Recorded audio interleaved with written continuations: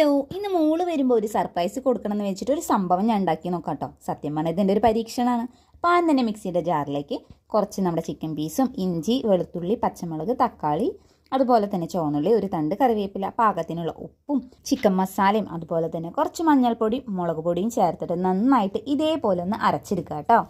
ഈ അരച്ചത് നമുക്കൊരു ബൗളിലേക്ക് മാറ്റാം കേട്ടോ. അതിലേക്ക് കുറച്ച് മൈദയും കൂടി ചേർത്തിട്ട് വീണ്ടും നന്നായിട്ട് ഇതിനൊന്ന് മിക്സ് ചെയ്തെടുക്കാം.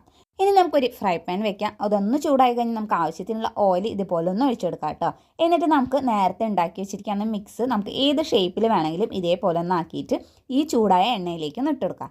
എന്നിട്ട് നമുക്ക് ഫ്രൈ ചെയ്തിട്ട് ഒന്ന് എടുക്കാം കേട്ടോ. ഇതിൻ്റെ പേര് മാത്രം നിങ്ങൾ എന്നോട് ചോദിക്കരുത്, കാരണം പേരറിയാത്ത ഒരു ഡിഷാണിത്. അങ്ങനെ മോള് സ്കൂൾ വിട്ട് വന്നപ്പോൾ ഇത് അങ്ങോട്ട് കൊടുത്തു.